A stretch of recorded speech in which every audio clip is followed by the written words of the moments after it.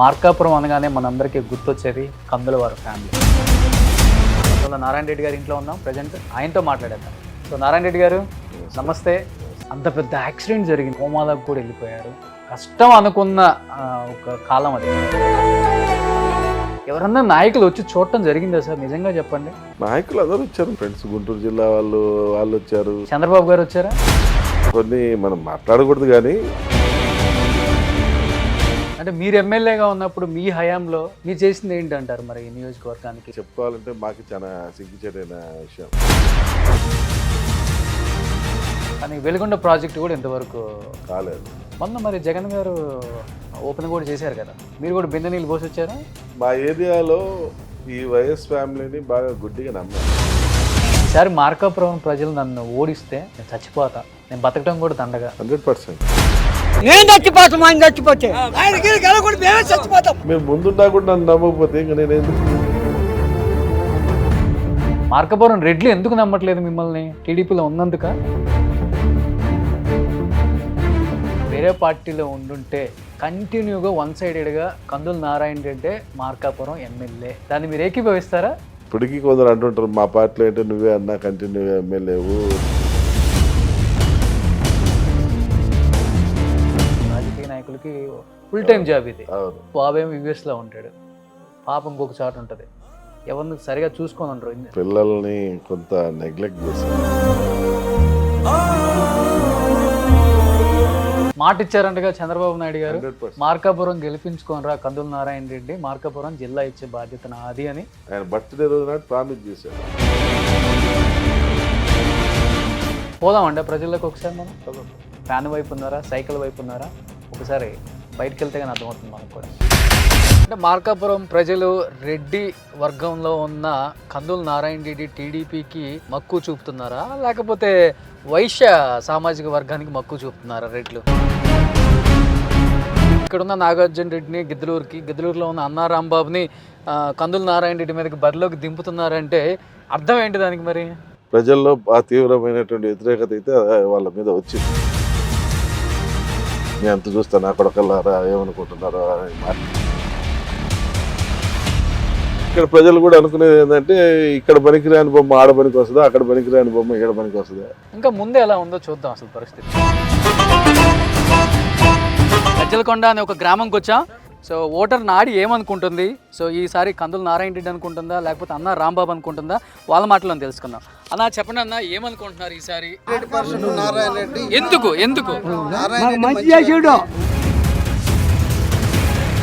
టౌన్లో కానీ మిగతా నియోజకవర్గంలో ఉన్న మండలాలు కానీ ఏమనుకుంటున్నారు? ఒకసారి ఇంకా వెళ్ళి చూద్దాం. కూటమి వచ్చే అవకాశం ఉందనుకుంటున్నారా? ఈరోజు సిచ్యువేషన్ 2014లో మన ఆంధ్ర రాష్ట్రం విడిపోయినప్పుడు ఏ సిచ్యువేషన్ ఉందో ఆ సిచ్యువేషన్ ఉంది ప్రజల మనసుల్లో. పథకాలు ఇచ్చినంత మాత్రం ఇది కాదు చూసే, స్టేట్ ఎంతవరకు డెవలప్ అవుతుంది. మళ్ళీ వైసీపీ అధికారంలోకి రాబోతుంది, వైజాగే క్యాపిటల్, ఇక్కడే నా స్వైరింగ్ సెరమనీ కూడా ఉంటుంది, విన్నారా? In fact, my swearing in ceremony also would be in Vizag. అది చెప్పకపోతే ఆ జగన్మోహన్ రెడ్డి మడు ఓన్లీ 5 మంది ఉండేవాళ్ళు. నేను దేవుడా మొత్తం ఇష్టం అంటే ఈవీఎంలో మారిపోయి వాళ్ళ పేర్లు వాళ్ళ రావటానికి.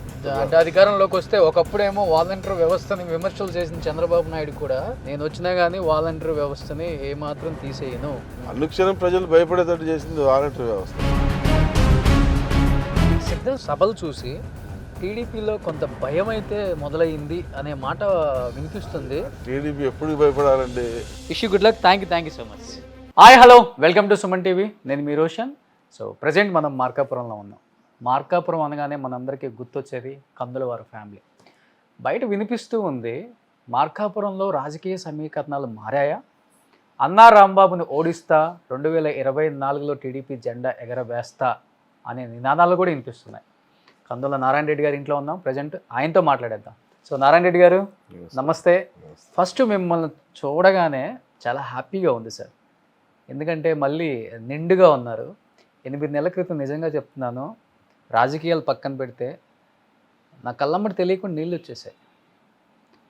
అంటే ఒక వ్యక్తిని ఒక దేవుడిగా ఆరాధిస్తారు, ఒక అన్నగా, ఇంట్లో పెద్ద అన్నగా, ఒక కొడుకుగా ఆరాధించే వ్యక్తి యాక్సిడెంట్కి గురైన తర్వాత ఏంటి కోమాలోకి వెళ్ళిపోయారా?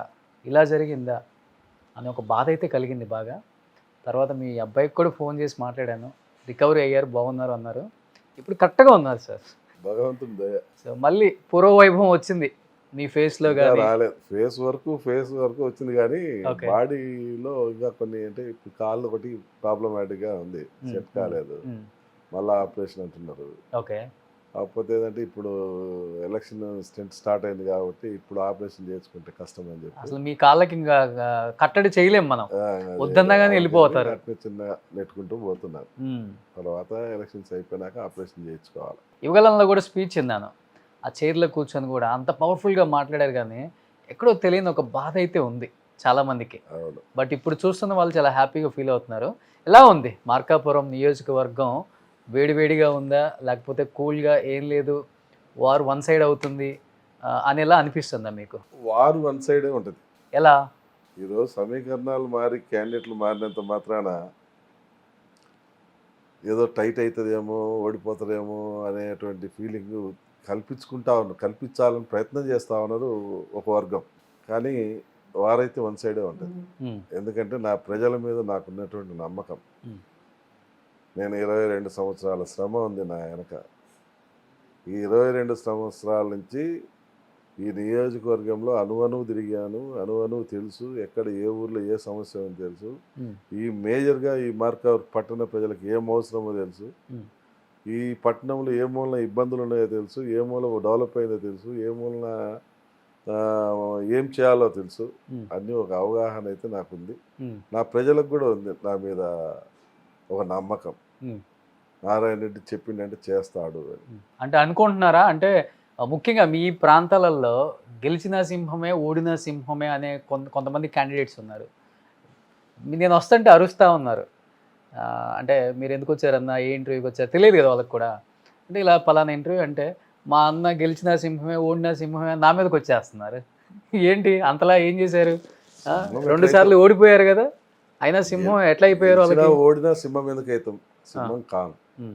కాకపోతే ఓడిపోయినాం కాబట్టి మనము ఒక మెట్టు తగ్గే ఉండాలా, ఒక మెట్టు తగ్గే ఉంటున్నాను. ప్రజలకు అందుబాటులో ఉండాలా.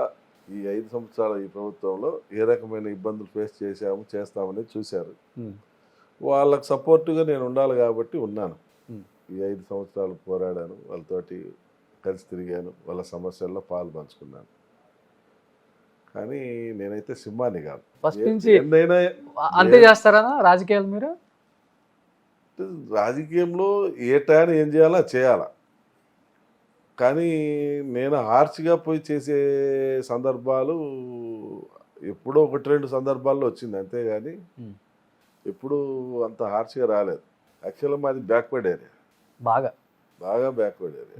కానీ అందరికీ తెలియదు, ఎవరికి తెలియదు ఇంత బ్యాక్వర్డ్ ఏరియానా అనేసి ఎవరికి తెలియదు. చాలామందికి కూడా ఏదో గణాంకాలను పట్టుకొని వాటిని పట్టుకొని బ్యాక్వర్డ్ ఏరియా అనొచ్చు, కానీ పూర్ ఏరియా ఈ మార్కాపురం డివిజన్ కానీ మార్కాపురం కాన్స్టిట్యున్సీ కానీ. బాగా వాటర్ ప్రాబ్లం కూడా బాగా ఎక్కువ కదా మీకు? ఉంటుంది. ఈ రోజు కూడా గ్రామాలలో వాటర్ లేదు తాగటానికి. ఈరోజు స్టిల్ చాలా గ్రామాలు ట్యాంకర్లు కావాలని మొత్తుకుంటా ఉన్నారు, కానీ పెట్టే నాదులు లేరు. గవర్నమెంట్ బిల్లులు ఇవ్వలేదు గత ఈ ప్రభుత్వంలో, ఇంతవరకు బిల్లులు ఇవ్వలేదని చెప్పి ట్యాంకర్లు తోలే వాళ్ళు కూడా ఆపుకొని ఉన్నారు. మేము దూరం అని అంటే నేను గ్రౌండ్లో వస్తుంటే కూడా అక్కడక్కడ రైతుల దగ్గర ఆపానన్నా, అంటే 1000 అడుగులు 1500 అడుగులు కిందకి వేసినా కానీ భూమిలోకి వాటర్ పడదు. పడినా కానీ ఏదో తాత్కాలికంగా అప్పటికప్పుడు అవసరానికి తప్పితే. కానీ వెలుగొండ ప్రాజెక్టు కూడా ఇంతవరకు కాలేదు. మొన్న మరి జగన్ గారు శంకుస్థాపన అంతా అయిపోయిన తర్వాత రాజశేఖర రెడ్డి గారి హయాంలో మొన్న ఓపెన్ కూడా చేశారు కదా, మీరు కూడా బిందె నీళ్ళు పోసి వచ్చారా? పోసాను. ఇప్పుడు మా ఏరియాలో ఈ వైఎస్ ఫ్యామిలీని బాగా గుడ్డిగా నమ్మారు. ఆయన ఏదో చేస్తున్నాడు అనేటువంటి దాన్ని నమ్మారు. ఆ నమ్మటంతో విపరీతమైనటువంటి ప్రేమ పెంచుకున్నారు. అంత ప్రేమ పెంచుకున్న ఈ ఏరియాని మోసం చేస్తా ఉన్నారు వీళ్ళేమో. అది వీళ్ళు కనిపెట్టడంలో మా వాళ్ళు, నాకు తెలుసు వాళ్ళు మోసం చేస్తున్నారు. ఆయన ఉన్నప్పటి నుంచి ఎస్. ఎందువల్ల? ఇప్పుడు యాక్చువల్గా మాకు Veligonda full capacity 43 TMC, some change ఉంది. దాన్ని ఆయన టన్నల్ 11.2 మీటర్స్ అది ఇవ్వాలి యాక్చువల్గా. ఓకే. అట్లాంటిది సడన్గా 7 మీటర్స్ ఇచ్చేసి 11 టీఎంసీకి పరిమితం చేసి రిజర్వాయర్కు అన్నిటికి శంకుస్థాపన చేసి టెండర్లు అన్నీ పిలిచేశాడు. ఎందుకు చేయాల్సి వచ్చింది ఆ పని? యాక్చువల్ డిజైన్ చేసింది 43 టీఎంసీ, నువ్వు 11 టీఎంసీకి ఇవ్వాల్సిన అవసరం ఏమొచ్చింది? వీళ్ళేమో నమ్మరు. అప్పుడు నేను మళ్ళీ దాన్ని పాదయాత్ర చేసి ప్రజల్లో చెప్తే చెప్పంగా ఎక్కింది ప్రజలకు, మనకేదో మోసం జరుగుతుంది అని. యాక్చువల్గా 11 టీఎంసీకి వస్తే ఒక మార్కాపూర్లో కొంత భాగము, గిద్దలు ఎర్రగొండపాలెంలో కొంత భాగము, గిద్దలూరులో కొంత భాగం వరకు ఆయకట్టు వస్తుంది, మిగిలింది ఆయకట్టు రాదు. ఓకే. మళ్ళీ నేను పాదయాత్ర చేసి ఆ సెకండ్ టన్నల్ కావాల్సిందే, మాకు ఇస్తారా ఇయ్యరా అన్నప్పుడు అప్పుడు మళ్ళీ నేను ఫైనల్ డే రోజు 45,000 మంది వచ్చారు రైతులు మీటింగ్ పెడితే. అప్పుడు ఇది ప్రజల్లో వ్యతిరేకత వస్తుంది, కంపల్సరీగా మీరు న్యాయం చేయాల్సిందేనని చెప్పి అప్పుడున్నటువంటి అధికార పార్టీ సపోర్టర్స్ అందరూ పోయి గట్టిగా ఇది చేస్తే ఇమీడియట్గా సెకండ్ టన్నల్ శాంక్షన్ చేసి ఇచ్చారు. ఈరోజు ఫుల్ ఫ్లెడ్జ్గా వాటర్ వస్తుందని ఒక ధైర్యం ఉంది, నమ్మకం ఉంది. కానీ ఆయన ఆ రకంగా చేశారు రాజశేఖర రెడ్డి గారు. సరే, జగన్మోహన్ రెడ్డి గారు అన్న ఏదో ఉద్ధరిస్తాడు, చేస్తాడు, న్యాయం చేస్తాడు అని అనుకుంటే ఈయన ఎంతగాడి కాంట్రాక్టర్లకు లబ్ధి చేకూర్చాలి ఒకటి. రెండవది రాయలసీమ మీద దృష్టి. ఇప్పుడు 842 దగ్గర మన పోతిరెడ్డిపాడు డ్రా చేసుకునేటువంటి ఇది 841, మా వెలుగొండ 842, అంటే ఒక అడుగు, అంటే ఈక్వల్గా ఆల్మోస్ట్ ఆల్ ఈక్వల్గానే మేము డ్రా చేసుకుంటాం ఇద్దరం. దాన్ని 841 ఉన్నదాన్ని ఆయన 832కి దించాడు. ఇంకా నీళ్ళు మాకు ఆడొస్తాయి, వచ్చిన నీళ్ళు వచ్చినట్టు మాకేమీ మిగులు నికర జలాలు కాదు, మిగులు జలాలే. అంటే మార్కాపురం నియోజకవర్గ ప్రజలు లబ్ధి పొందరంటారా? అంటే ఇంకా మీరే చెప్పాలా. ఇప్పుడు పైన రెండిట్లా ఉన్నాయండి, ఇట్లా ఉన్నప్పుడు నువ్వు దీన్ని ఇక్కడ కింద కొట్టినావు, ఈ పైకి నీళ్ళు వస్తాయా? ఇంకా ఈ నీళ్ళన్నీ ఇటు వెళ్ళిపోతాయి, ఈ పైకి ఇంకేడ వస్తాయి అంట నేను. అది కరెక్టా కాదా, లాజికా కాదా? నీళ్లు మా ఏరియాకి ఇప్పించే ఉద్దేశం ఉందా? ఎప్పుడు మన వరదలు వచ్చాయి చూసారా, మొత్తము కొట్టుకుపోయి గందరగోళం, అంటే శ్రీశైలం డ్యామ్ దిగిపోద్దేమో అనుకున్నంత వరదలు వచ్చినాయి 12లో. ఆ రకంగా వస్తే అప్పుడు నిండుతుంది మాది. అది 42 డేస్ కంటిన్యూగా వరద వస్తే రోజు ఒక టీఎంసీ లెక్క రావాలి. 42 రోజుల పాటు వరదలు వస్తాయా? 42 రోజుల పాటు నువ్వు గేట్లు మూసుకొని మా ప్రాజెక్టు నింపుతావా? రాయలసీమ కాడ కొట్టిన 832 గేట్లు క్లోజ్ చేసి 842కు గేట్లు వస్తావా? మమ్మల్ని మభ్యపెట్టం కాదా? ఈ అమాయకుల్ని మోసం చేయటం కాదు అది. వీళ్ళకేమో తెలియదు, చెప్తే అర్థం చేసుకోవట్లేదు. వస్తాయిలే నీళ్ళు వస్తాయిలే, ప్రాజెక్టు పూర్తి అవుతుంది అనుకుంటారు. అంటే మీరు ఎమ్మెల్యేగా ఉన్నప్పుడు మీ హయాంలో మీరు చేసింది ఏంటంటారు మరి నియోజకవర్గానికి, వాటర్ వైజ్ కావచ్చు లేకపోతే? మేము ఎమ్మెల్యేగా ఉన్నప్పుడు మాదంతా అది ఒక డ్రాగ్ పీరియడ్. ఎందుకంటే చెప్పుకోవాలంటే మాకు చాలా సిగ్గుచేటైన విషయం. అప్పుడంతా సమైక్యాంధ్ర ఉద్యమం గొడవల్లో ఎప్పుడు చూసినా మాకు అసెంబ్లీలో ఒక్క పూట కూడా మాకు మాట్లాడే అవకాశం రాలేదు. ఎప్పుడు చూసినా సమైక్యాంధ్ర ఉద్యమం గొడవలే. పోతే దట్టు రెండోది నేను ప్రతిపక్షంలో ఉన్నా, కాకపోతే అధికారులు చెప్పి ఆ చిన్న చేయించుకోగలిగినాం. కానీ మేము పెద్ద స్థాయిలో నియోజకవర్గానికి ఆ రోజు గెలిచినప్పుడు నేనేం చేయలేకపోయాను. కాకపోతే నేను చేసింది ఏంటంటే ఆ సెకండ్ టర్నల్ సాధించడం ఒకటి చేశాను. అప్పటి వరకు ఆ ఎఫెక్ట్ 2 సార్లు ఒక్క పని చేసుకోగలిగాను. ఎమ్మెల్యేగా ఉన్నప్పుడు నేను జైపాల్ రెడ్డి గారు సెంట్రల్ మినిస్టర్గా ఉన్నప్పుడు ఆయన దగ్గర పోయి నేను మా ఫ్రెండ్ అంటే ఎంపీ ఉన్నాడు వేణుగోపాల్ రెడ్డి, మేమిద్దరం ఆయన దగ్గరికి వెళ్ళి ఆయన కన్విన్స్ చేసుకొని దండం పెట్టి మా ఏరియా ప్రాబ్లమాటిక్గా ఉంది సార్, డ్రింకింగ్ వాటర్ ప్రాబ్లము, మేము పలానా చూడండి సో మీ అభిమానులము అది ఇది అని చెప్పి ఆయన చెప్పి కన్విన్స్ చేసుకొని 43 కోట్ల ఆయన శాంక్షన్ తీసుకొని వచ్చి ఈ మార్కాపూర్ టౌన్కు డ్రింకింగ్ వాటర్ ఇంటింటికి పైప్ లైన్ స్కీమ్ తీసుకొచ్చారు. టౌన్లో వరకు ప్రాబ్లం లేదు మీ హయాంలో? మా హయాంలో టౌన్ వరకు అది ఒకటి చేయగలిగా. వెలుగొండ సెకండ్ టర్నల్ ఆ పీరియడ్లో అది ఒకటి చేయగలిగా. దీని వరకే నేను ఎమ్మెల్యే ఉన్నప్పుడు చేయగలిగాను, కానీ ఫుల్ ఫ్లెడ్జ్గా కాన్స్టిట్యున్సీకి నేను చేసినాను అయితే అప్పుడైతే చెప్పలేదు, అప్పుడైతే చేయలేదు. అంటే 2 సార్లు మిమ్మల్ని ఎందుకు ఓడించారో మీకు మీరు ఎప్పుడన్నా అనలైజ్ చేసుకున్నారా సార్? కార్యకర్తలతో కూర్చొని కానీ 100% క్యాడర్తో కూర్చొని 100% చేసుకున్నాను. ఎక్కడ తప్పిదాం? ఫస్ట్ 2009లో మా కార్యకర్తలు బాగా కసిగా పనిచేశారు, మాకు నారాయణ రెడ్డి కావాలా అని చేశారు. 9-14 బాగానే ఇది చేశాం, కానీ మా వాళ్ళు నా మీద భారీ ఎక్స్పెక్టేషన్స్ పెట్టుకున్నారు. ఎమ్మెల్యే అయితే అది చేస్తాడు, ఇది చేస్తాడు, వర్కులు ఇస్తాడు, అట్లా ఇస్తాడు, కొందరు పోతే ఆ పనులు చేస్తాడు, ఏ పని ఏం చేయగలుగుతాడు అనేటువంటి భావన ఉంది. కానీ ఈ మారుతున్న యుగం, ఒకప్పుడు ఎమ్మెల్యే అంటే ఎంతో గౌరవం ఇచ్చేవాళ్ళు, ఎమ్మెల్యే పోయినంటే అధికారి అయినా ఎమ్మెల్యే వచ్చింది కదా అని చెప్పి పనులు చేసేటువంటి వాళ్ళు. కానీ 2004 నుంచి కొంత సీనియరే మారిపోతూ వస్తూ ఉంది.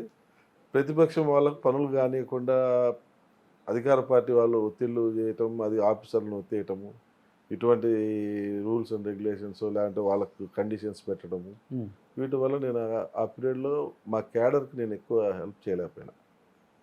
దాంతో డిసప్పాయింట్ అయ్యి 14లో వాళ్ళు చేసే పోరాటంలో పటిమ తగ్గించారు, నేనేం చేసినాడు మాకు. కానీ ఓట్లేసారు కానీ ఆ ఎఫెక్ట్ నా మీద పడిపోయారు. అదొకటి.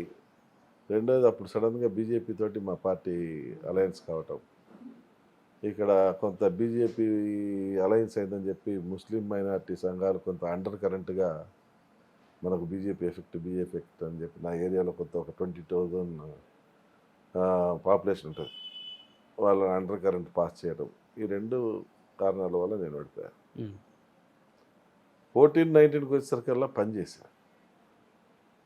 ఎవరన్నా అవునన్నా కాదన్నా గవర్నమెంట్ ఉంది. ఈ గవర్నమెంట్ ఉన్న 5 సంవత్సరాల్లో ప్రతి కార్యకర్తకు పనిచేసిన, ప్రతి ఊరికి పనిచేసిన 95% కార్యకర్తలకు పనిచేశారు. 19లో ఎందుకు ఓడిపోయారు? 90 పని చేసి పెట్టి ఎందుకు ఓడిపోయానంటే జగన్ ఒక్క అవకాశం ఒకటి, రెండోది మా కార్యకర్తలు నాయకులలో కొంత డిస్ప్యూట్స్ వచ్చాయి. ఓకే, వాళ్ళు డిస్ప్యూట్స్ పెట్టుకున్నారు. అంటే ఈ వర్క్ల కాడనో లేకుంటే అధికారులు సహకరించలేదనో ఇట్లా ఏదో ఒకటి. ఒక ఎస్ఐ మమ్మల్ని తిట్టాడు, గవర్నమెంట్ ఉండి మమ్మల్ని తిట్టాడు అంటే నువ్వు పట్టించుకోలేదు. ఒక ఎంఆర్ఓ మాకు పాస్బుక్ చేయలేదు మేము అడిగింది అంటే నువ్వు గట్టిగా చెప్పలేదు. ఇట్లా పెట్టుకొని కొంత నా మీద, కొంత వాడు ఎక్కువ వర్కులు చేసుకున్నాడు, వీడు ఎక్కువ తక్కువ చేసుకున్నాడు, వాడికి ఎక్కువ ఆదాయం వచ్చేలా చేసిండు, వీడికి ఎక్కువ తక్కువ వచ్చినా చేసినాడు అని ఇట్లా వీళ్ళు వాళ్ళ మధ్యన కొందరు 2-3 కలిసి చేసుకున్న వర్కులలో వాళ్ళకి డిస్ప్యూట్లు రావటం, ఈ కారణాల వల్ల ఎఫెక్ట్ అయితే పడింది. కానీ లాస్ట్ 2 రోజులు కనుక్కున్నారు మా వాళ్ళు, అరే మనం చేయి దాటిపోతున్నాం, మనం అందరం ఫైటింగ్ చేయాలా, గట్టిగా చేయాలని లాస్ట్ 3 రోజులు ఫైట్ చేస్తే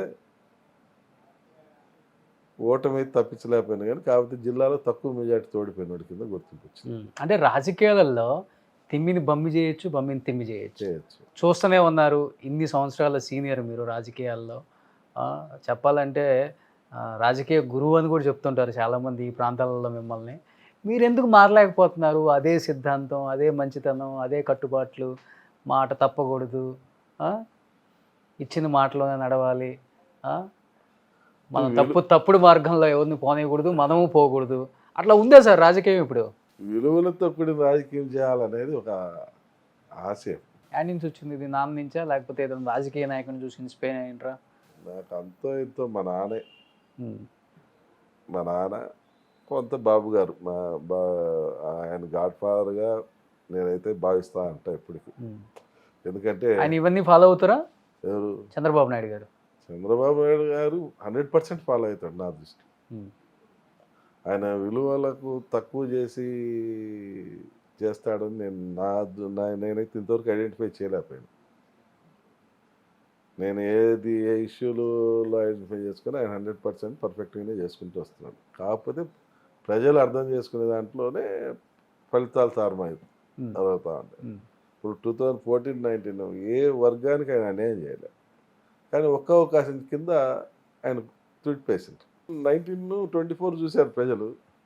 ఇప్పుడు మళ్ళా చంద్రబాబు చంద్రబాబు అంటుంది జనాలు. మళ్ళీ చంద్రబాబుకి అవకాశం ఇవ్వాలా, అలాంటి రాష్ట్రం ఎక్కడికి పోతామో అర్థం కాని పరిస్థితిలో ఉన్నామనేటువంటి స్థాయికి పోయారు ప్రజలందరూ. విలువలతో కూడిన రాజకీయం అనేది చేయాల్సిందే ఎవరేమైనా కానీ. అంటే మీ నాయకులు మీ క్యాడర్ చెప్తున్నారు నేను వచ్చేటప్పుడు అంత పెద్ద యాక్సిడెంట్ జరిగింది ఆ పెద్ద మనిషికి, కోమాలకు కూడా వెళ్ళిపోయారు. ఆల్మోస్ట్ అసలుకి కష్టం అనుకున్న ఒక కాలం అది చెప్పాలంటే వాస్తవంగా. బతికి బయటపడ్డారు అంటే ఈ మార్కాపురం నియోజకవర్గంలో ప్రజలు ఏదో చూడాలనుకుంటున్నారు ఆయన్ని, లేకపోతే మార్కాపురానికి ఆయన ఇంకా ఏదో చేయాలనుకుంటున్నారు, మార్కాపురం కోసం ఆయన మళ్ళీ బతికి బయటపడ్డాడు అని చెప్పారు. బాగానే ఉంది. ఎవరన్నా నాయకులు వచ్చి చూడటం జరిగిందా సార్? నిజంగా చెప్పండి. నాయకులు అందరూ వచ్చారు, మా జిల్లా వాళ్ళందరూ వచ్చారు, పోతే నా ఫ్రెండ్స్ గుంటూరు జిల్లా వాళ్ళు వచ్చారు. ఇప్పుడు మా ఎర్రపతినేని సీను కానీ, మా పచ్చిపాటి పుల్లారావు అన్న కానీ, జీవి ఆంజనేయులు కానీ, శ్రీధర్ కానీ, పక్క జిల్లాల నుంచి వాళ్ళు వచ్చారు. చంద్రబాబు గారు వచ్చారా? ఆయన రాలేదు, కాకపోతే ఆయన ఒకటి రెండు సార్లు ఫోన్ చేశారు రావాలని. ఆ టయాన నేను హాస్పిటల్లో డిశ్చార్జ్ అయ్యాను. ఒకసారి రావాలనుకున్న టయాన నేను ఆపరేషన్ థియేటర్లో ఉన్నాను. అంటే వాళ్ళకి ఏదంటే లాట్ ఆఫ్ అపాయింట్మెంట్స్ ఉంటాయి, జనాలు వస్తావా ఎక్కువ ఇదంటారు. ఒక 10 minutes హాస్పిటల్లో పోయేద్దాం అని పెట్టుకొని అంటారు. ఆ 10 minutesలో వాళ్ళు నాకు ఫోన్ చేస్తే సార్ వస్తున్నారని సరే, సార్ నేను ఆపరేషన్ థియేటర్ తీసుకున్నారు. ఆయన రాకపోయాను. ఆయన తరఫున మా కమ్మపాటి రామోహన్ రావు గారు వచ్చారు. ఇట్లా సార్ రావాలనుకున్నాడమ్మా, రాలేదు, నేను వచ్చాను అని చెప్పి ఆయన థియేటర్ లోపలికి వచ్చాడు. ఆడ పలకరించి చెప్పాడు. అంటే నేను అప్పుడే లోపలికి తీసుకుపోతున్నాను. పార్టీ అండగా నిలిచిందంటారు. నేను సీనియర్ బ్రదర్, పార్టీ అండగా నిలిచిందంటే సీనియర్ విస్మరిస్తుంది అని ఎందుకు అనుకుంటున్నారు మీరు? కోడెల గారి విషయంలో చూసాం కదా, చివరికి అపాయింట్మెంట్ కూడా ఇవ్వక ఆయన మనోవేదనకు గురై చనిపోయిన సందర్భం చూసాం మనం. ఏం కాదండి అవన్నీ. ఏంటంటే ఇప్పుడు కొన్ని మనం మాట్లాడకూడదు, కానీ బాబు గారు ఒక లిమిట్ వరకు నమ్ముతారు, ఒక లిమిట్ వరకు ఎక్స్పెక్టేషన్స్ ఉంటాయి. ఆ ఎక్స్పెక్టేషన్స్ తగ్గట్టు వాళ్ళ ఊర్లో కొంత చెడ్డ పేరు వచ్చింది, ఆయనకు కాదు పార్టీ. దానివల్ల ఆయన మనస్తాపంతో ఏందిరా ఇట్లా చేసిండు, నేను మంచి ఇంత అవకాశం ఇస్తే అనేటువంటి పరిస్థితుల్లో ఆయన ఉన్నాడు. అంతేగాని అపాయింట్మెంట్లు ఇవ్వకపోవడం, అపాయింట్మెంట్ ఆయన శివప్రసాద్ గారు పోతే నువ్వు రావకనంటాడా? పోతే ఆయన ఏమన్నా గెలిచిన ఎమ్మెల్యేనా, గెలిచిన మినిస్టర్, సీఎం ఏమన్నా అపాయింట్మెంట్ ఇవ్వకపోవటానికి? నా ఓటలు మేమే నెట్టుకొని పోతాము, లేకపోతే మేమే సార్ వస్తున్నామని చెప్పి పిఏ కబురు పెట్టి వెళ్ళిపోతాం. ఆయనకు పోయేదానికి ఆయనకు అడ్డే ఉంది. కాకపోతే ఏదో కావాలని వీళ్ళు ప్రతిపక్షం వాళ్ళు మా బాస్ మీద పెద్ద మీద వేయటం, కానీ ఆయన ఏంటంటే కాకపోతే బాధపడుతుంటాడు. అరే నేను నా ఎక్స్పెక్టేషన్స్ ఉన్నాయి, ఇతను చక్కగా పని చేయట్లేదని, లేదంటే ఇతను ఈ రకంగా చెడ్డ పేరు తెచ్చుకున్నాడని ఆ బాధ అయితే ఆయన పడుతూనే ఉంటాడు. ప్రతి 175 మీద పడుతూనే ఉంటాడు. ఆయనకు ఒక అవగాహన. అంటే సార్, అంటే జీవితంలో చావు అంచెల్లాగా పరిచయం చేసిన ఒక సంఘటన జరిగింది మీ జీవితంలో. ఏంటి మీ మైండ్ సెట్ ఏంటి అసలుకి జరిగినప్పుడైతే నేను ఆల్మోస్ట్ అలా అయిపోయినానని అనుకున్నాను.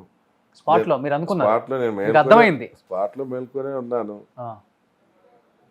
అయిపోయినా కదరా అని కళ్ళు మూసుకున్నాను. ఓకే. కళ్ళు మూసుకునే టైంలో బండి రోల్ స్టేజ్కి వచ్చేసింది. గుర్తుంది మీకు? అంతా జరుగుతుంది. ఫస్ట్ రోల్లోనే నాకు కొట్టుకోవటము, నా స్ప్రో దాక్కిపోవటము, నేను ఎట్లా బయటపడినో నాకు తెలియప్పుడు నాకు అంచి బండి పోయి ఒక 100 feet అవతల నిలబడటం, నేను ఇక్కడ పడిపోయి ఉండటం, నాకు ఒక 1 hour తర్వాత స్ప్రో రావటం.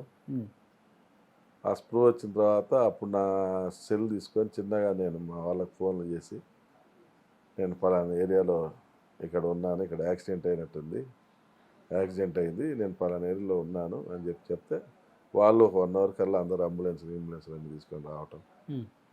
ఇంకా అంతవరకు కొద్దిగా మేల్కొని ఉన్నా కాన్షియస్గా. మళ్ళీ తర్వాత హాస్పిటల్ తీసుకుపోయింది, ఇంక మళ్ళీ కాన్షియస్ పోయింది.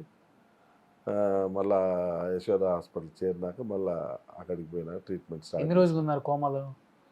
కోమాలో ఎక్కువలే, కోమాల ఉంది, అంత జస్ట్ 2-3 అవర్స్ అంతే, అంతే. అంతేగాని ఎక్కువ లేదు. కాకపోతే మొత్తం బాడీ అంతా ఫ్రాక్చర్స్, క్రాకులు ఇవన్నీ ఉన్నాయన్నమాట బాగా. ఈ పార్ట్లు వేసిపోయినారు కదా. ఇది ఇక్కడ ఇట్లా లేసింది. ఓకే. ఇక్కడ ఒక 4 స్టిచ్చెస్ పడ్డాయి. పోతే ఈ షోల్డర్లో క్రాక్ వచ్చింది, ఇక్కడ కాలర్ బోన్ ఎరిగింది, ఈ కాల్లో బోన్ ఎరిగింది, పోతే ఈ సైడ్ రిబ్స్ అన్నీ బ్రేక్ అయినాయి, ఇక్కడ ఒక క్రాక్ వచ్చింది. ఇప్పటికీ ఇది ఇంకా సెన్సేషన్ లేదు ఈ మధ్యలంతా. అట్లా బాగా దెబ్బలు తగిలింది. ఓకే. ఇంకా 2 ఆపరేషన్లు కాబట్టి కొంత వీక్ అయినాం. తర్వాత దేవుడి దేవాల మళ్ళీ కోల్పోయాం. వెహికల్ అయితే నేను చూశాను, నుజ్జు అయిపోయింది. అవును, బ్లాక్ స్కార్పియో కదా. స్కార్పియో. మీతో పాటు వచ్చిన వాళ్ళు? నాతో పాటు ఇద్దరమే ఉన్నాను, నేను డ్రైవరే, అంతే. ఇద్దరమే ఉన్నాము. సడన్గా హైదరాబాద్ పని మీద వెళ్తా ఉన్నాను, పోయి మళ్ళీ మధ్యాహ్నానికల్లా రావాలని వెళ్తున్నాను. అది ఆ టైం లేకుంటే వెళ్ళారని కాదు. పొద్దున్నే 7-7:30 కల్లా ఒక మీటింగ్ చూసుకొని మళ్ళీ 12-1 కల్లా మళ్ళీ రావాలని చెప్పి ఎమర్జెన్సీకి పోదామని చెప్పి పోతున్నాను. పోతా ఉంటే జరిగింది. ఫస్ట్ జరిగినప్పుడు ఫ్యామిలీ గుర్తొచ్చిందా, ప్రజలు గుర్తొచ్చారా? అంటే ఈ 20-25 సంవత్సరాల్లో ఏదైతే ఉంటుందో కుటుంబానికి అయితే టైం స్పెండ్ చేసి ఉండరు. 24/7 కార్యకర్తలు ఇంకా ఇదే పని మీకు రాజకీయ నాయకులకి ఫుల్ టైం జాబ్ ఇది. అవును. బాబేమో యూఎస్లో ఉంటాడు, అవును. పాప ఇంకొక చోట ఉంటుంది, ఎవరిని సరిగా చూసుకొని ఉండరు 2-3 సంవత్సరాలు. అంతవరకు వాస్తవం. నేను పిల్లల్ని కొంత నెగ్లెక్ట్ చేశాను చిన్నప్పటి నుంచి కూడా. అంటే నేను రాజకీయాలకు వచ్చేటప్పుడు మా బాబు వయసు 2.5 years, 2.5-3 years. నేను ఉంటే మాకు వీడు అడ్డం అవుతాడు తిరగటానికి అని చెప్పి తీసుకుపోయి హాస్టల్ వేసాను. నర్సరీ కంటే 0లో హాస్టల్లో వేసాను. వేసి అప్పుడు ఇక్కడ మేము జనాల్లో తిరిగాం. అసలు నాకు మా బాబుకు ఇంటర్మీడియట్ 10th వరకు కూడా అసలు కనెక్టివిటీ చాలా తక్కువ ఉండేది. ఇంటర్మీడియట్ నుంచి కొద్దిగా మాట్లాడుకుంటున్నాం, అంటే టైమే ఇది ఉండేది కదనమాట. కొద్దిగా వాళ్ళు పెద్ద అయ్యే కొద్దీ దూరం అవుతారు, మనం ఈయన క్లోజ్గా ఇది కాకపోతే అని చెప్పి నేనే కొద్దిగా టైం స్పెండ్ చేసుకుంటే ఆడికి నైట్ వచ్చినప్పుడు 1 గంటకు 12 గంటలకు పొద్దున్న ఏదో టైం మాట్లాడుకుంటూ అట్లా కొంత మళ్ళా ఆ రిలేషన్ అనేది కొద్దిగా దగ్గర చేసుకున్నాం. లేదంటే ఇంకా కొద్ది కాలం పెట్టినట్టు దూరం అయింది వాళ్ళు. ఏడ్చిన సందర్భం ఉందా? అట్లే అందరూ బాగా. కానీ ఆ 1 hour యాక్సిడెంట్ అయ్యి 1 hour వీళ్ళందరూ వచ్చేలోపు బాడీ అంతా నుజ్జు అయింది. కార్ ఎంత నుజ్జు అయిందో మీ బాడీ కూడా అంత నుజ్జు అయింది. దేవుడు ఏదో ఎక్కడి నుంచో చూస్తూ ఓకే ఇతనికి ఏదో బయటేద్దాం మనం, ఆయి ఉంది అని బయటేసిందే మిమ్మల్ని. అంతే. 1 hour ఆలోచించుంటారు కదన్నా, ఏంటి పరిస్థితి, ప్రజలు ఏంటి, ఆ నియోజకవర్గం ఏంటి, ఫ్యామిలీ ఏంటి, నేనేంటి. బాధపడినా ఇంకా నేనేం చేయలేని కండిషన్కి వెళ్ళిపోయాను. మీరు నమ్మరు, ఈ రోజుకి ₹1 కూడా నేను పిల్లల పేరు మీద ఫిక్స్డ్ డిపాజిట్ చేయలేదు. రాజకీయాల్లో కూడా సంపాదించుకుందలేదు, ఉన్నది పెట్టడమే. ఉన్నది పెట్టానండి, సంపాదించుకునే అభియోగాలు మోసాను, అంతేగాని నేనేం సంపాదించుకోలేదు. కాకపోతే లేనిపోయిన అభియోగాలు కావాలని పుట్టిస్తుంటారు ఈ ఊర్లో, అంతేగాని నేను ఏ రోజు సంపాదించుకోలేదు. ఎంతైందన్న హాస్పిటల్ బిల్? ఎంత మొత్తం 18-19 వరకు అయింది. కానీ ఒక స్టేట్మెంట్ విన్నాను నేను, ఇంత జరిగిన తర్వాత కూడా, ఈసారి మార్కాపురం ప్రజలు నన్ను ఓడిస్తే నేను చచ్చిపోతా, నేను బతకడం కూడా దండగా. 100%. ఏమన్నా? నేనేం తప్పు చేయలేదు, నన్ను ఎందుకు ఓడిస్తుందో చెప్పు. నేనే తప్పు చేయలేదు. నేను జనాలకు కావాల్సింది ఏంటి? ఊర్లో డెవలప్మెంటు, ఊర్లో మౌలిక వసతులు మనకు కావాలి, నేను అవి చేసి పెట్టాను. రెండోది, నేను కరప్షన్ చేయలేదు, ఎవరి దగ్గర కరప్షన్ ఇస్తుంది కాదు. మూడవది, నేను ఎవరిని రౌడీజం చేయించలేదు, ఎక్కడ కూడా రౌడీజాన్ని అణచేయను. నాకున్న పవర్ 5 సంవత్సరాల్లో ఆ రౌడీజాన్ని అణచాను. ఒక చిన్న గంజాయి కేసు కూడా లేదు నా పీరియడ్లో. అంటే గంజాయి అమ్మే పరిస్థితే లేదు ఈ ఊర్లో, మట్కా లేకుండా చేశాను. ఈరోజు చూడండి, గంజాయి ఎన్ని కేజీలు కాబట్టి ఎన్ని కేజీలు దొరుకుతుంది, మట్కా ఎన్ని బజార్లలో ఆడుతున్నారో అన్ని బజార్లో ఆడుతున్నారు. ఆ? ఏది కావాలంటే అది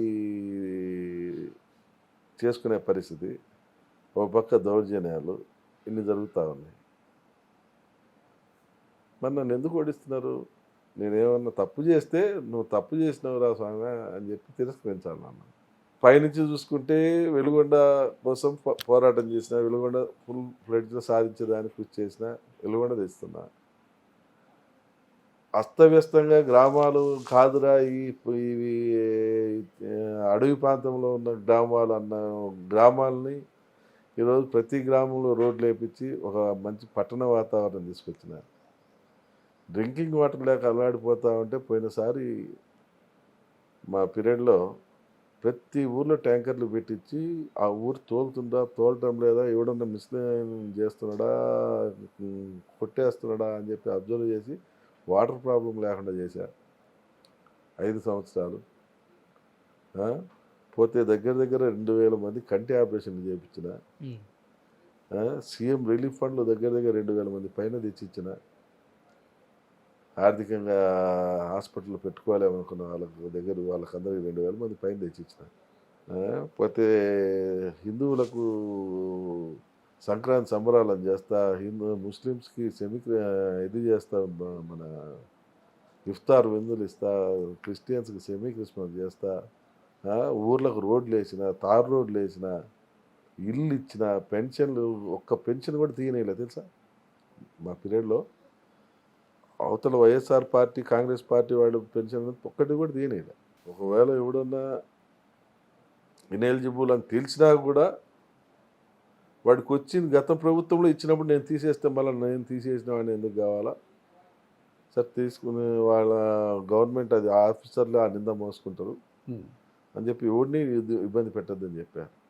ఈరోజు రైతులు అనేవాళ్ళు ఒక స్ప్రింక్లర్ కావాలన్నా, ఒక మ్యాట్ కావాలన్నా, పోతే ఒక డ్రిప్ ఇరిగేషన్ పైప్ కావాలన్నా ఎమ్మెల్యే లెటర్ కావాలా. నేను ఫ్రీ హ్యాండ్ ఇచ్చేసిన రైతులకు.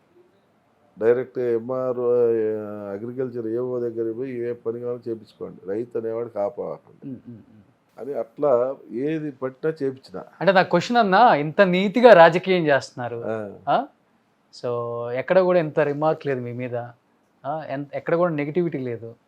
అలాంటిది దేవుడు అంత పెద్ద యాక్సిడెంట్ అయిన తర్వాత కూడా మిమ్మల్ని బతికిచ్చాడంటే దేనికోసం బతికిచ్చాడు? మార్కాపురానికి నేను చేయాల్సి ఉంది కాబట్టి నన్ను బతికిచ్చాడు. ఓకే, కానీ ప్రజలు మిమ్మల్ని తిరస్కరిస్తూ ఉంటే వాళ్ళ కోసం నేను చచ్చిపోతా, ఈసారి గెలిపించకపోతే ఎందుకు వాళ్ళ కోసం చచ్చిపోవటం? ఓటేయకుండా మిమ్మల్ని గెలిపించుకోకుండా ఉంటే అది వాళ్ళ తప్పు అవుతుంది, కానీ ఓడిపోతే మీ తప్పు ఎందుకు అవుతుంది? మరి కాదు, ఎందుకంటే మార్కాపురం రెడ్లు ఎందుకు నమ్మట్లేదు మిమ్మల్ని? టీడీపీలో ఉన్నందుక? టీడీపీలో ఉన్నందుకని అనకూడదులేండి, నమ్మి వేసారు కదా, ఒకసారి గెలిపించారు కదా. ఒక రెడ్లు అని కాదు, వీళ్ళ అమాయకత్వము ఇంకా బయటికి రాకపోవటము. ఇప్పుడు ఒక టీచర్గా నేను పాఠాలు చెప్తున్నా, నేర్పియాలనుకుంటున్నా. నేను ఎంత చెప్పి అయ్యా ఇది నేర్చుకోండి అని చెప్పిస్తే వాళ్ళు నేర్చుకోకపోతే నేనేం చేయమంటాను? నేను చెప్పడం వేస్ట్ కదా. అట్నే నేను అయ్యా మనల్ని వాళ్ళంతా మోసం చేసేవాళ్ళేను, మన ప్రాంతాన్ని మనమే చేసుకుందాము, మనమే అభివృద్ధి చేసుకుందాము అని చెప్పి మనం దాని మీకు ముందుండి నేను నడుపుతానని చెప్పి నేను ముందుండి అన్ని రకాలుగా సపోర్ట్ చేసుకుంటూ నేను ముందుండి నడుపుకుంటూ పోతున్నా. మీరు ముందున్నా కూడా నన్ను నమ్మకపోతే ఇంకా నేను ఎందుకు ఇన్ని చేసి కూడా ఈ జనాల్లో తిరగటం అవసరం ఉంటావా? రెండోది, ఇప్పుడు వాళ్ళ సమస్యలు ఏవో తెలిసినవాడిని సమస్యలు పరిష్కరించి తిరిగినా అయినా కూడా నమ్మకపోతే నువ్వు ఈరోజు ఎవడో వచ్చిన డబ్బులకు వాటికో వీటికో ఆశపడి మీరు న్యాయం చేస్తే అనవసరమే కదా బతుకు. ఇప్పుడు వాళ్ళు ఇచ్చిన డబ్బులకు వాళ్ళు ఇచ్చే దీనికో ఇది చేయాలా? ఇప్పుడు ఈరోజు నేనున్నాను, అవతల క్యాండిడేట్ ఉన్నాడు, నాది 22 సంవత్సరాల శ్రమ, వాళ్ళది డబ్బు. మరి డబ్బు గెలుస్తుందా శ్రమ గెలుస్తుందా అనేది ఇప్పుడు తెలుసుకోవాలి కదా, ప్రజలు నేర్చుకోవాలి కదా. మూర్ఖులు అని చెప్పుకోవచ్చు అన్న? మూర్ఖులు అనకూడదు, ఎందుకంటే ఇప్పుడు మూర్ఖులు అనకూడదు, కానీ ఈ ప్రాంత అవసరం అటువంటిది. మెయిన్ నా కాన్స్టిట్యున్సీలో 95% ఆఫ్ ది పీపుల్ ఏ రోజు పని చేసుకుంటే ఆ రోజు సంపాదించుకుని ఆ రోజు తినేటువంటి రెక్కాడితే కానీ డొక్కాడదు. ఇప్పటికి కూడా 95% పీపుల్ ఒక 3% మాత్రమే వ్యాపారస్తులు. ఏది షాపులు, హోటల్స్, బడ్డీ కొట్లు, లేదంటే ఆటోలు, లేదంటే లారీలు, ఇటువంటివి ఉండే 3%. ఒక 2%, 1.5% మాత్రమే ఇంట్లో కూర్చుంటే వడ్డీ డబ్బులు వచ్చేవాళ్ళు, లేదంటే రెంట్లు వచ్చేవాళ్ళు, లేకుంటే శ్రీమంతులో ఉండేది 1 or 2% ఉంటారు. మరి ఇటువంటి వాళ్ళు ఈరోజు ఎవరన్నా ఆశ చూపించినప్పుడు లొంగటం సహజం. కానీ నా గ్రీవెన్స్ ఏంటంటే మీరు లొంగవాకండయ్యా, మనం బాగు చేసుకుందాం అనేది నేను చెప్పే వర్డ్. వాళ్ళు లొంగిపోతే నా బ్రతుకు వేస్టే కదా. ఇంకా లొంగిపోయిన అనుకో నా బ్రతుకు వేస్టే కదా. ఈరోజు మార్కాపురం జిల్లా చేయాలా, తెలుగుదేశం పార్టీ జనసేనలు బలపరిచిన నారాయణ రెడ్డి గెలిస్తేనే జిల్లా అవుతుంది. ఈరోజు వైఎస్ఆర్ పార్టీ వాళ్ళు చేస్తే జిల్లా కాదు. జిల్లా అయితే మా ఏరియా బెనిఫిట్. మాట ఇచ్చారంటగా చంద్రబాబు నాయుడు గారు, 100%. మార్కాపురం గెలిపించుకోనరా కందుల నారాయణ రెడ్డి, మార్కాపురం జిల్లా ఇచ్చే బాధ్యత నాది అని ఇచ్చాడు. ఆయన బర్త్డే రోజు నాడు ప్రామిస్ చేశాడు. మార్కాపురం ఆయన బర్త్డే రోజు నాడు ప్రామిస్ చేశాడు. అదొకటి చేశాడు. రెండోది వెలుగొండ 2 years లోపల కంప్లీట్ చేసి పొలాల్లోకి నీళ్ళు వచ్చేలా చేస్తా అన్నాడు. మూడోది నా పొదిలి మండలానికి కూడా ఆయకట్టు లేదు, దాన్ని ఏమని అడిగాను. ఆ రోజు ఆ 3 చేసి పెడతానని మాట ఇచ్చాడు. పొదిలి మండలం ఈరోజు వెలుగొండ కింద పరిధిలోకి రాదు. ఒక జస్ట్ ఒక 4-5,000 acres మాత్రమే వస్తుంది. మిగిలిన దగ్గర 30,000 ఎకరాలు ఉంది. ఇప్పుడు దానికి అంతటికి కూడా ఆయకట్టు ఇవ్వాలి. ఇస్తే పొదిలి మండలం కానీ, కొనకనమిట్ల కానీ, తర్లువాడు కానీ, ఈ 4 మండలాల్లో ఫుల్ ఫ్లెడ్జ్ ఈ వెలుగొండ వాటర్ వస్తుంది. జిల్లా చేస్తే ఏంటి, ఈరోజు ఒకప్పుడు ఒంగోలు జనాభా మా మార్కాపురం జనాభా ఈక్వల్. ఈరోజు ఒంగోలు జనాభా దగ్గర 4 లక్షలు దాటుతుంది. మార్కాపురం జనాభా 75,000 దాటలే. ఒంగోలులో కొన్ని వేల మందికి ఉపాధి ఉంది. ప్రైవేట్ ఆఫీసులు కావచ్చు, గవర్నమెంట్ ఆఫీసులు కావచ్చు, లేదంటే కంపెనీలు కావచ్చు, ఏదో రకంగా జిల్లా హెడ్ క్వార్టర్కి చాలా వరకు బెనిఫిట్స్ ఉన్నాయి. మంచి బెట్ట కొడితే ఇప్పుడు కూడా వలసపోతుంటారు ఇక్కడి నుంచి. ఈ రోజుకి దగ్గర 18,000 మంది బయట ఉన్నారు. నా కాన్స్టిట్యున్సీలో 18,000 మంది భవన కార్మికులు కావచ్చు, చదువుకున్న వాళ్ళు కావచ్చు. రేపు ఎలక్షన్లకు వాళ్ళందరినీ మళ్ళీ అయ్యా రాండి అని బతిమలాడుకొని పిలిపించుకోవాలి. అన్న ఏంటన్నా అంటే మీ ఆర్థిక స్తోమత గురించి నేను అడగకూడదు, కానీ అడగాల్సిన క్వశ్చన్ ఇప్పుడు చాలామంది అడగమన్నారు కూడా. ఆర్థిక స్తోమత అంటే ఏమని చెప్తారు? ఎందుకంటే ఒకసారి గెలిచి ఓడిన తర్వాత పదే పదే దెబ్బ మీద దెబ్బ పడుతుంటే శుభ్రంగా అంటే చాలామంది రాజకీయ నాయకులు హైదరాబాద్లోనే కుటుంబాలు పెట్టుకున్నారు, హైదరాబాద్లోనే బిజినెస్లు పెట్టుకున్నారు, ఇది కాకపోతే అది, అది కాకపోతే ఇది అన్నట్లుగానే వ్యవహరిస్తున్నారు. అండ్ మీరు హైదరాబాద్లో ఉన్న కొద్దో గొప్ప కూడా మొత్తం అమ్ముకొని వచ్చి మార్కాపురంలోనే పెట్టారు. ఇక్కడ జనానికి, ఇక్కడ డెవలప్మెంట్కి గవర్నమెంట్ ఉన్నా లేకపోయినా మీ జోబులో తీసి పెట్టడమే జరుగుతుంది. పెట్టి పెట్టి పెట్టి పెట్టి కొండలు కూడా జరిగిపోతాయి. ఇప్పుడు జోబులో పెట్టడానికి ఉందా అన్న? నా దగ్గర అయితే ప్రస్తుతం ఏం లేదు. ఏదో దేవుడి మీద భారం వేసి ఎట్టుకొని పోతున్నా అంతే. నేను ప్రోగ్రాంలు ఇంతవరకు లోకేష్ బాబు ప్రోగ్రాం చేశాము, చంద్రబాబు గారి ప్రోగ్రాం చేశాము, తర్వాత ప్రోగ్రాంలు చేస్తున్నాము. ఏ ప్రోగ్రాం మేము ఆపలేదు. పార్టీ ఇచ్చిన మా ప్రోగ్రాంలన్నీ చేసుకుంటూనే పోతున్నాం. ఆర్థికంగా ఉన్నా లేకున్నా మేమేం ఆపుకోవటం లేదు. ఎవరో మా ఫ్రెండ్సో లేకుంటే నేను ఏదో రకం తంటాలు పడి అందరం కలిసి నెట్టుకొని పోతున్నాం. ఆర్థికంగా మేము చితికిపోయిన మాట అయితే వాస్తవం. రాజకీయాల కోసం ఉన్న ఆస్తులు అమ్ముకునే ఎమ్మెల్యేని మిమ్మల్ని నేను చూశాను. నేను నాకు తప్పలే. రాజకీయం సినిమా జీవితం రెండు ఒకటేనేమో అనిపించింది. నాకు తప్పలేదు, అంతే. నాకు తప్పలేదు. నేను మా గవర్నమెంట్ ఉన్నప్పుడు కూడా నేను పోయి అడిగి చేయించుకోలేదు. అంటే నాకు ఓడిపోయి ఆయన కాడికి పోకూడదనే అని ఇదితోటి ఆయన దగ్గర పోలేకపోయా. గవర్నమెంట్ ఉన్నప్పుడు ఎవరైనా కానీ ఏంటంటే అవకాశాలు గవర్నమెంట్ ఉన్నప్పుడు వస్తాయి ఎవరికైనా కానీ. ఏదన్నా అంటే వర్క్ తీసుకొని చేయించుకోవటము, లేకుంటే ఒక కాంట్రాక్ట్ చేసి చేయించుకోవటము, ఇటువంటి ఏమైనా చేసుకుంటే ఆదాయాలు వస్తాయి ఎవరికైనా కానీ. నేను అది ఇవ్వండి సార్ అని చెప్పి మా పెద్ద ఆయన దగ్గర పోయి నేను అడగలే 5 ఏళ్ళు. నాకు ఒకటి ఇవ్వండి సార్ అని. ఎందుకంటే ఓడిపోయినా కాబట్టి నేను ఆయన దగ్గర పోలేకపోయా. దాని పర్యవసానంగా అనేక ఇబ్బందులు ఎదుర్కొన్నా కూడా. అంటే ఇప్పుడు ఆర్థికంగా చాలా స్ట్రాంగ్గా ఉండాలి ఒక రాజకీయ నాయకుడు. అలాంటిది ఉన్న ఆస్తులన్నీ అమ్ముతుంటే ఇంట్లో వైఫ్ కూడా ఏం నో చెప్పలేదా? ఎందుకు చెప్పరు? అవసరమా మనకి? ఈ ప్రజలను నమ్ముకున్నాం, వీళ్ళ కోసం ఉన్నదంతా అంటే పెడుతున్నాం. అవసరమా నేను అన్న బ్రదర్, కాకపోతే ఒక సాటిస్ఫాక్షన్ కావాలా. ఆ సాటిస్ఫాక్షన్ అనేది ఈ ట్రిప్ లో తీరుతుందని నేను అనుకుంటున్నా. ఏ అంత గట్టిగా చెప్తున్నారు? రెండోది యువతకి ఉద్యోగాలు వస్తాయి. మెయిన్ ఇక్కడ సోర్స్ ఏంటంటే దానికి మెయిన్ యువతకు ఉద్యోగాలు వస్తాయి. అంటే ఉద్యోగాలు అంటే నీకు డాక్టర్లు, ఇంజనీర్లు, పెద్ద పెద్ద ఉద్యోగాలు నేను చెప్పట్లేదు. డిగ్రీ చదువుకున్న, మినిమం డిగ్రీ చదువుకున్న పిల్లలకు ఒక అటెండర్ ఉద్యోగము, ఒక వాచ్మెన్ ఉద్యోగము, లేకుంటే ఒక టైపిస్ట్ ఉద్యోగము, లేకుంటే ఒక జూనియర్ అసిస్టెంట్ ఉద్యోగము, ఇటువంటివి వచ్చినా ఈ ఏరియాలో తృప్తి పడేటువంటి వాళ్ళు కొన్ని వేల మంది అన్నారు. చిన్న చిన్న ఉద్యోగాలు. గవర్నమెంట్ ఆఫీసులు కొన్ని వందలు వస్తాయి రేపు జిల్లా అయితే. రెండోది బ్యాక్వర్డ్ ఏరియా కింద ఫండ్స్ వస్తాయి జిల్లా అయితే. పోతే మాకు మా అదృష్టంగా చుట్టూ నేషనల్ హైవే అయింది. ఎటు చూసుకున్న 3 పక్కల హైవేలే ఉన్నాయి. హైవే అయింది కాబట్టి ఒక ఇండస్ట్రీ కూడా వచ్చేదానికి అవకాశం ఉంటుంది ఫ్యూచర్లో. రెండోది వెలుగొండ వాటర్ కూడా వచ్చిందంటే ఫుల్ ఫ్లెడ్జ్గా మాది ఒక మన గోదావరి డెల్టా కంటే మంచి ల్యాండ్స్ ఉన్నటువంటి ఏరియా మాది. ఈ ల్యాండ్స్ 3 పంటలు పండినాయంటే బ్రహ్మాండంగా అందరూ బాగా కలకలలాడుతుంటూ సంతోషంగా ఉంటారు. ఆ కళ అనేది రేపు 24 to 29 మధ్య నేను చూడబోతున్నా. అంటే మీ మంచితనానికి, మీరు ప్రజల మీద చూపించే ప్రేమకి, మీ ఆప్యాయతలకి, మీ మాట మీద నిలబడే తత్వానికి వేరే పార్టీలో ఉండుంటే కంటిన్యూగా వన్ సైడెడ్గా కందుల నారాయణ రెడ్డే మార్కాపురం ఎమ్మెల్యే అయ్యుండేవాడు, అవుతాడు కూడా అని చెప్పి అనుకుంటూనే ఉంటారు అక్కడ ఇక్కడ ఇప్పుడు కూడా. దాన్ని మీరు ఏకీభవిస్తారా? అంటుంటారులేండి. ఇప్పుడు మనము ఏ పార్టీలో ఉన్నా గెలవాలా అనేది నా ఆలోచన. ఇప్పటికీ కొందరు అంటుంటారు మా పార్టీలో ఏంటంటే నువ్వే అన్నా కంటిన్యూగా ఎమ్మెల్యేవు, నీకు ఓటమి ఉండేది కాదని కొందరు అంటుంటారు.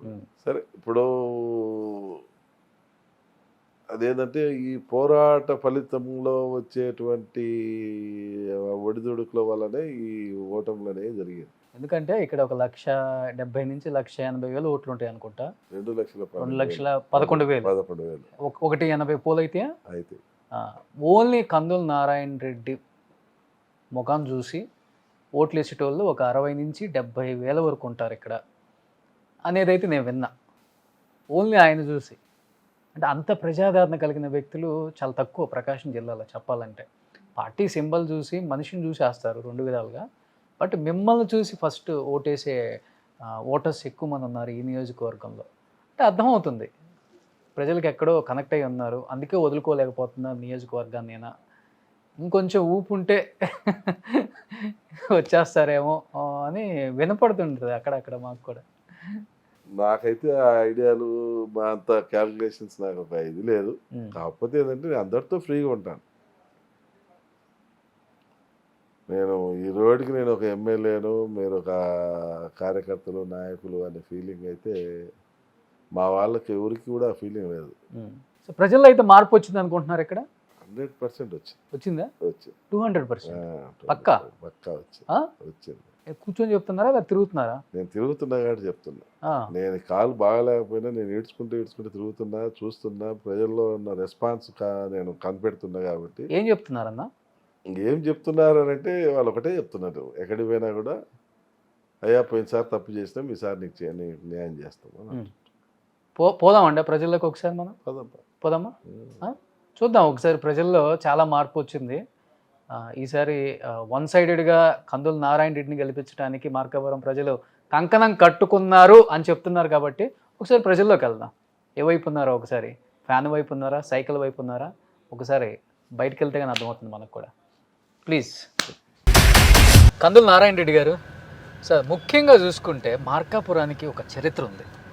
ఏంటంటే 60 సంవత్సరాలుగా రెడ్లు మాత్రమే ఇక్కడ అధికారంలో ఉన్నారు. సో అదొక ఆనవాయితీయో మరి లేకపోతే ఒకవేళ క్యాస్ట్ ఫీలింగో మాకైతే తెలియదు. కానీ ఇప్పుడు మరి ఇక్కడ చూస్తేనేమో వైశ్య అన్న రాంబాబు గారు బదిలో దిగబోతున్నారు. అంటే మార్కాపురం ప్రజలు రెడ్డి వర్గంలో ఉన్న కందుల నారాయణ రెడ్డి టీడీపీకి మక్కువ చూపుతున్నారా, లేకపోతే వైశ్య సామాజిక వర్గానికి మక్కువ చూపుతున్నారు రెడ్లు. క్యాస్ట్ వారు నడుస్తుందా ఇక్కడ ఏమన్నా? క్యాస్ట్ వార్ నడుస్తుందని నేను అనుకోవట్లేదు. కాకపోతే ఇక్కడ ఓన్లీ రెడ్డిసే పరిపాలన చేసినారు అనే దానికి అది కరెక్ట్ కూడా కాదు. ఎందుకంటే గతంలో ఇక్కడ వెంకటయ్య గారు అని ఒక పెద్ద ఆయన ఒకసారి ఎమ్మెల్యే అయ్యాడు. పోతే ఇంకొక నాసర్ బేగ్ అనే అతను 90% అయితే రెడ్లే ఆయన అయ్యాడు. పోతే పూల సుబ్బయ్య గారు 2 times అయ్యాడు. అట్లా డిఫరెంట్ క్యాస్ట్ల నుంచి కూడా ఇక్కడ అయిన సందర్భాలు ఉన్నాయి. కాకపోతే ఈ ట్రిప్లో నాకు ఆపోజిషన్లో వైశ్య కమ్యూనిటీ అభ్యర్థిని నిలబెట్టిన మాట వాస్తవం. అంటే నాన్ లోకల్గా భావిస్తారా ఆయన మీరు? లోకల్ అని నేను అన్ను, లోకల్ నాన్ లోకల్ అని అన్ను. కానీ కాకపోతే అతను ఇప్పటివరకు గిద్దలూరు కాన్స్టిట్యున్సీలో ప్రాతినిధ్యం వహించాడు. ఇప్పుడు ఇక్కడికి వేశారు. నేను గత 22 years నుంచి నేను ఇక్కడే ఉండి పోటీ చేస్తా ఉన్నా. సరే గెలిచినా ఓడినా నేనే అంటి పెట్టుకోనున్నా, నేనే ఒక పార్టీలో అంటి పెట్టుకోనున్నా, ఒక పార్టీని నమ్ముకోనున్నా. ఎందుకు క్యాండిడేట్ని ఎందుకు మార్చారు? గిద్దలూరులో ఆయనకి క్యాడర్ ఉంది, మంచి మెజార్టీతో గెలిచారు లాస్ట్ టైం కూడా. అక్కడ 80,000 పైచీలకు వచ్చింది అనుకుంటా నాకు తెలిసినంత వరకు కూడా. అండ్ ఆయన కాదనుకోని ఇక్కడున్న నాగార్జున రెడ్డిని గిద్దలూరులో ఉన్న అన్నా రాంబాబుని కందుల నారాయణ రెడ్డి మీదకి బరిలోకి దింపుతున్నారంటే అర్థం ఏంటి దానికి? మరి ఇక్కడ ఉన్న క్యాండిడేట్ గతంలో అనేక రకాల అభియోగాలు మోసాడు. ఎలాంటి అభియోగాలు? అంటే ల్యాండ్ గ్రాబింగ్స్, పోతే శాండ్ మాఫియా అని, పోతే అది గ్రావెల్ మాఫియా అని, లేకపోతే ఈ ల్యాండ్స్ చేసినారని అటువంటి చాలా, అంటే వాళ్ళ పార్టీ వాళ్ళే బాగా పాపులరైజ్ చేశారు మాకంటే కూడా. ప్రజల్లో బాగా తీవ్రమైనటువంటి వ్యతిరేకత అయితే వాళ్ళ మీద వచ్చింది. అదే కోణంలో అక్కడ కూడా ఆ నాయకుడు 83,000 మెజార్టీతో గెలిచినటువంటి ఆ నాయకుడి మీద కూడా అక్కడ ప్రజలు వద్దు, మాకు ఇతను వద్దు, ఇతనైతే మేము ఓడిస్తామని వాళ్ళ పార్టీ వాళ్ళే కంకణం కట్టుకుని రోడ్డు ఎక్కితే ఆయన బహిరంగ వేదికల మీద బ్లాస్ట్ అయిన సందర్భాలు కూడా ఉన్నాయి. మేము అంత చూస్తే నా కొడకల్లారా ఏమనుకుంటున్నారో అని మాట్లాడిన ఇప్పుడు నా మీద పోటీ చేస్తున్నటువంటి క్యాండిడేట్ అన్నా రాంబాబు వాళ్ళ మీద, వాళ్ళ కాన్స్టిట్యుయెన్సీ లో వాళ్ళ ఎక్కువ భూత పురాణం ఉంటుందా? ఆ రోజు మేము ఎంత చూస్తారా నా కొడకల్లారా అని బహిరంగ వేదిక మీదనే మాట్లాడిండు ఆయన. అందుకని అక్కడ అయితే ఓడిపోతాడు అని, ఇక్కడైతే ఈయన ఓడిపోతాడు అని చెప్పి వీళ్ళని మార్చారు. కాకపోతే ఇక్కడ ప్రజలు కూడా అనుకునేది ఏంటంటే ఇక్కడ పనికిరాని బొమ్మ ఆడ పనికి వస్తుందా, అక్కడ పనికిరాని బొమ్మ ఈడ పనికి వస్తుందా, అసలు మార్చుకోవాల్సింది ఆయన కదా అనేటువంటి భావన ఇప్పుడు ప్రజల్లో ఉంది. అందుకు 100% తెలుగుదేశాన్ని ఈసారి ఆశీర్వదిస్తారు మా నియోజకవర్గం. ఎంత మెజార్టీతో గెలుస్తారు అనుకుంటున్నారు మీరు? ఒకవేళ అంటే అంత కాన్ఫిడెంట్గా ఉన్నారు కదా, కాన్ఫిడెన్స్ అంటారా లేకపోతే ఓవర్ కాన్ఫిడెన్స్ అంటారా మీరు? నేను కాన్ఫిడెంటే అంటాను బ్రదర్, ఓవర్ కాన్ఫిడెంట్ అన్నా. నేను ఓవర్ కాన్ఫిడెన్స్లో ఉండే మాట నేను 25-30,000తో గెలవాలి. కాన్ఫిడెంట్గా ఉన్నా కాబట్టి నేను 10,000 మెజార్టీతో నేను రేపు గెలుస్తాను. ఏంటి కందులు సర్వే చేయించారా? సర్వే చేయించలేదు కానీ కాకపోతే నాకు ప్రజల ఉన్న గ్రామాలలో ఉన్నటువంటి నాడి, ఈ పట్టణంలో ఉన్నటువంటి జనాల ఇది నేను స్టడీ చేశాను కాబట్టి చెప్తాను. ఆర్థికంగా మీకన్నా బలంగా ఉన్నారు కదా అన్నా రాంబాబు? చాలా చాలా చాలా డబ్బులు రేపు ఎదజల్లుతారు, సంచుల రూపంలో కూడా ఇక్కడకు రావడం జరిగింది, ఎంతైనా పంచే కార్యక్రమం అయితే చేపడుతున్నారు అని అయితే వినిపిస్తుంది. మనకైతే తెలియదు. మరి మీరు తట్టుకోగలరా ఆర్థికంగా వాళ్ళని? డబ్బే ప్రధానం అనుకోవడం కూడా పొరపాటు. ఒకప్పుడు ఎదురు చందాలు ఇచ్చి గెలిపించినటువంటి కాన్స్టిట్యున్సీ ఇది. ఒకవేళ రేపు దేవుడు అనుకూలించి మా ప్రజలు అనుకూలిస్తే రేపు ఎదురు ఇచ్చినా నేను గెలిపించుకోవచ్చు. ఎందుకంటే ఈరోజు నేను చెప్తున్న 100% వాస్తవము. నారాయణ రెడ్డి అనే చెప్పేది, నారాయణ రెడ్డి ఉంటేనే జిల్లా వస్తుంది, నారాయణ రెడ్డి ఉంటేనే మనం అందరం బాగుపడతాము, నారాయణ రెడ్డి లేకపోతే జిల్లా రాదు, అడిగే వాళ్ళు ఉండరు అనేది మా ప్రజలు పూర్తి గ్రహించే మాట అయితే నా దగ్గర రూపాయి డబ్బులు ఆశించకుండా కూడా నాకు ఓట్లేసేటువంటి. ఇప్పుడు అప్పుడు రాజకీయానికి ఇప్పుడు రాజకీయానికి నక్కకి నాగలోకానికి ఉన్నంత తేడా వచ్చింది. 100%. ఇప్పుడు మీరు ఫస్ట్ గెలిచినప్పుడు ఎంత 50-60 లక్షలు డబ్బులు పెట్టుంటారు ఏమన్నా, అంతేనా? ఈ రోజు ఒక ఎమ్మెల్యే గెలవాలంటే 50 నుంచి 70 కోట్లు ఆ స్థాయికి వెళ్ళిపోయింది రాజకీయం. అంటే రాజకీయ నాయకులే మార్చేశారు దీన్ని. ఆ వ్యవస్థని ఎలా మార్చేశారంటే డబ్బుతోనే పని అవుతుంది. ఎందుకంటే ఒక రాజకీయ నాయకుడు బయటకు వస్తున్నాడంటే ముందు 4 కార్లు, వెనక 4 కార్లు, హడావుడి, బిర్యానీలు, మందు. ఇప్పుడు అంతా మారిపోయింది కదా, ఆ సిస్టమ్కి మనమే అప్డేట్ అవ్వాలి. మరి మేము ఆ సిస్టమ్ 4 వెహికల్స్ 5 వెహికల్స్ మెయింటైన్ చేసేంత సిస్టంలో నేను పోదలుచుకోలేదు. ఇష్టం లేదా మెయింటైన్ చేసే కెపాసిటీ ఉందా చేయరా? నాకు ఆ ఇష్టం లేదు. రెండోది నేను అంత స్తోమత ఉన్నోని కూడా కాదు. నాకు ఏదన్నా నా ఒక బండి ఉంటుంది అంతే. అంతే. నా వెనక కాన్వాయిలు ఇటువంటి ఫస్ట్ ఎమ్మెల్యే కూడా ఉన్నప్పుడు ఎప్పుడైనా అంతే. ఎప్పుడైనా ఇదే రకంగా ఉంటుంది. ఇప్పుడు మీరు నా ఇల్లు చూశారు. మామూలుగా చాలా మంది అన్నారు మీరు ఎంపీపీనా అని అడిగారు. కొత్త వాళ్ళు ఎవరైనా వస్తే దీంట్లో ఎవరు ఎంపీపీ గారు ఉంటారా అండి అని అడిగారు. కాదయ్యా నేనే ఉండేది అని చెప్పిన చాలా సందర్భాలు చాలా ఉన్నాయి నాకు. సింప్లిసిటీ ఇష్టం ఫస్ట్ నుంచి. అంతే. మనం ఏమన్నా మీ ఎప్పటి నుంచి డ్రైవర్ ఆయన? నాకు 18 ఏళ్ళు 20 సంవత్సరాల నుంచి డ్రైవర్. అన్నగారు ఎమ్మెల్యేగా ఉన్నప్పుడు కూడా ఇంతేనా? ఒక్క వెహికలేనా? ఒక్క వెహికలే సార్. ఇప్పుడే కానీ 2-3 వెహికల్ కాన్వాయ్ ఉండేం లేదు సార్. అసలు ప్రోటోకాల్ ఎప్పుడు ఎమ్మెల్యేగా ఉన్నప్పుడు కూడా లేదు. అప్పుడు కూడా ఒకటే సార్. అదే అండి. నచ్చదా మీ ఎమ్మెల్యే గారికి అప్పుడు? నచ్చగానే కదా సార్, అది ఎప్పుడు కామన్ సార్. ఎవరన్నా ప్రజలు వచ్చినా కానీ బైక్ తీసుకొచ్చినా బైక్ ఎక్కి వెళ్ళిపోతారు సార్. అంతే. అంతే ఎమ్మెల్యేగా ఉన్నప్పుడు కూడా. ఎమ్మెల్యేగా ఉన్నప్పుడు అంతే సార్. ఎన్ని సంవత్సరాల నుంచి ఉన్నారు? 20 years సార్. 20 years. అంటే ఆయన రాజకీయ జీవితం స్టార్ట్ అయినప్పటి నుంచి ఉన్నారు మీరు. అవును సార్. ఇప్పుడు ఎమ్మెల్యేగా చూశారు, ఓడిపోయినా చూసినారు, అన్ని చూసారు సార్. కష్టాలు చూసారు, సుఖాలు చూసారు. సో కష్టాలు ఏం చూశారు మీ మీ మీ నాయకుడివి? కష్టం అంటే ఇంక సార్, ఎప్పుడు తిరగడం ఎక్కువ. మేము గవర్నమెంట్ ఉన్నప్పుడు కూడా సుఖమన్నది ఏం లేదు. ఎక్కువ తిరిగి వర్క్ చేయాలా, వాళ్ళకి ఈ పని చేయాలా, వీళ్ళకి ఇది తీసుకురావాలా, మామూలుగా సీఎం రిలీఫ్ పనులు కానీ ఎవరికి ఏ పని పని కానీ వెళ్ళిపోవడమే సార్.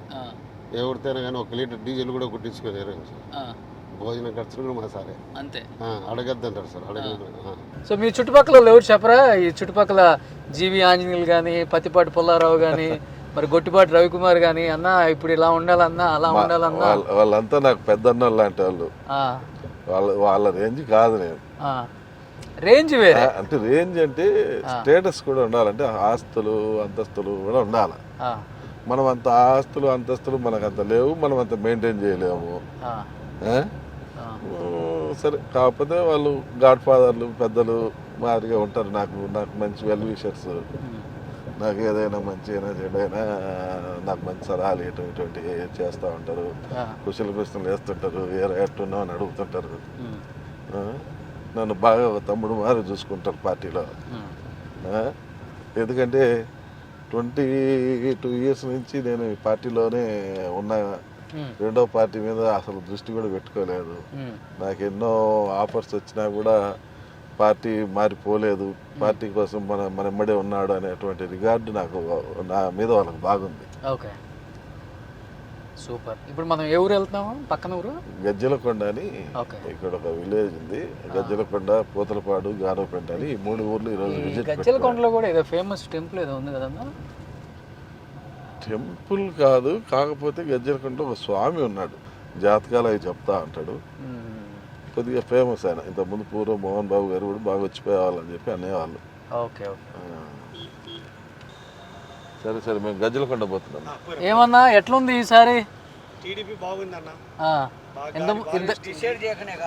ఇంతకుముందు ఏ పార్టీకి వేశారు? కాకుండా ఎవరైనా తారుమారైతే అన్న అయితే చేసి ఆయన బాగా తిరిగి ఊసారు. 3 ఏళ్ల నుంచి నాకు అవస్థపడి తిరుగుతున్నా. సార్ అని ఎవరు పిలిచేవాళ్ళు లేరు. అందరం అన్న బావ అని పిలిచేవాళ్ళం మేము. అది ఫస్ట్ నుంచి మాకు అన్నదమ్ములు మామ వరుస పెట్టి పిలుచుకుంటే. ఎందుకంటే ఏ అవసరమైనా నడిదాకాడిపోయిన అన్న అని రాని వచ్చే వ్యక్తి. దెబ్బ తగిలినా వస్తాడు, జ్వరం వచ్చినా రాను అని చెప్పన్న మా బండి ఎక్కువ వచ్చే వ్యక్తి. మా ఇంట్లో కార్యాలకు కానీ అన్నిటికీ రాంబాబు కూడా మంచి క్యాండిడేట్. మంచి క్యాండిడేటే. మాకు ఇక్కడ ఎవరితో తెలియదు. టౌన్ ఊరికి ఏం తెలుసుగా, మాకైతే ఇక్కడ ఎవరికి తెలియదు.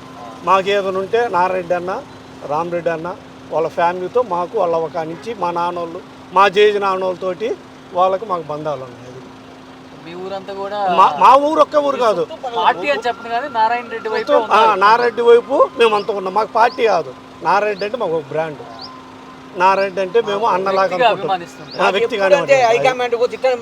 మేము మమ్మల్ని ఇబ్బంది పెడుతున్నాం. ప్రతిసారి ఇది ఇట్లా ఏదైనా చెప్పేసారు అనుకో, ఆయన వేరుగుంటుంది. అది మాకు ఉత్సాహం ఉంటుంది.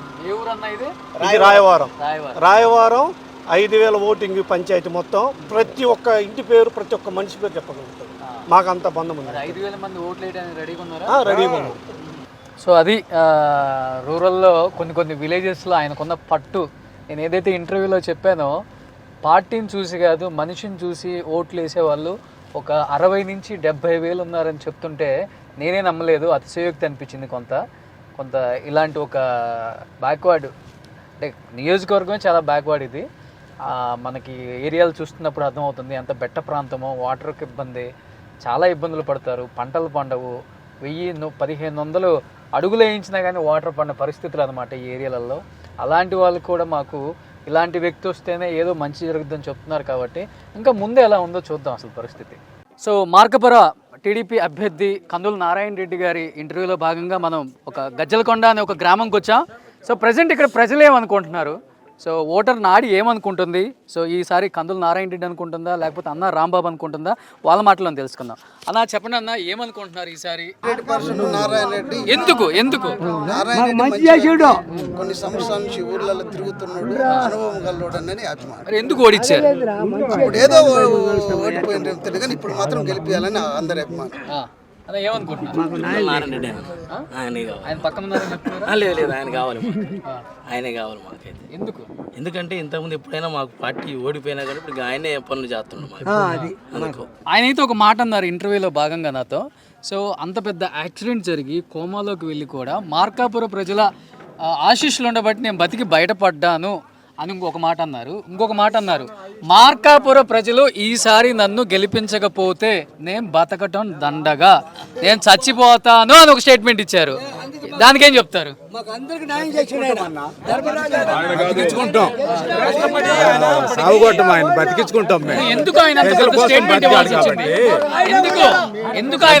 నమ్మకము, మా నియోజకవర్గంలో ఉన్న నమ్మకం, ప్రజల మీద నమ్మకం, ఒక్క సైన్స్ అనే ఉద్దేశంతో పోయినసారి చిన్న జరిగింది. కానీ నారాయణ రెడ్డి మీద అభిమానం జనాలందరికీ ఉంది, ప్రజల మీద ఆయనకు ఉంది, ఆయన మీద ప్రజలకు ఉంది. కేవలం ఒక్క ఛాన్స్ అని జగన్మోహన్ రెడ్డి కొన్ని మాయమాటలు చెప్పి జరిగింది. కానీ ఈసారి ఆయన వదులుకునే పరిస్థితి లేదు. ఆయన గెలిపించుకోవడానికి నియోజకవర్గ ప్రజలు ప్రతి ఒక్కరు సిద్ధంగా ఉన్నాం మేము. సో అన్న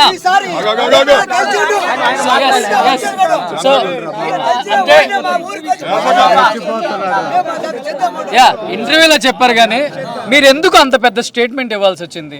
ఈసారి మార్కాపుర ప్రజలు ఆశీర్వదించకపోతే, నేను గెలవకపోతే బతకడం దండగా ఎందుకు చెప్పాల్సి వచ్చింది అన్న? ఎందుకు చెప్పాల్సి వచ్చింది మీరు చెప్పండి. ప్రజల మధ్య ఒకసారి ఆయన మాటలో ఏం చెప్పారు?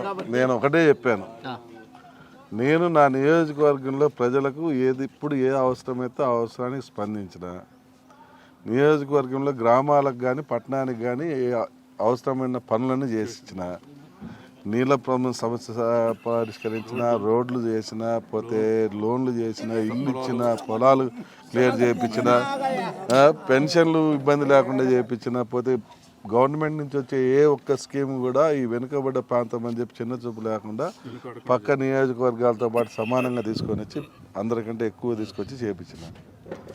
మరి ఇన్ని చేసినప్పుడు ఇంకా నన్ను ప్రజలు తిరస్కరిస్తారు. పోయినసారి అంటే ఒక్క ఛాన్స్ అంటే వీళ్ళు ఏదో మన కొందరు మాయలో పడి గాడి తప్పిపోయి చేశారు. ప్రతిసారి అదే శిక్ష చేస్తామని అంటే అవసరం అంటావా? సో ఆయన మీకోసం నిలబడతా అంటున్నాడు, మరి మీరేమనుకుంటున్నారు?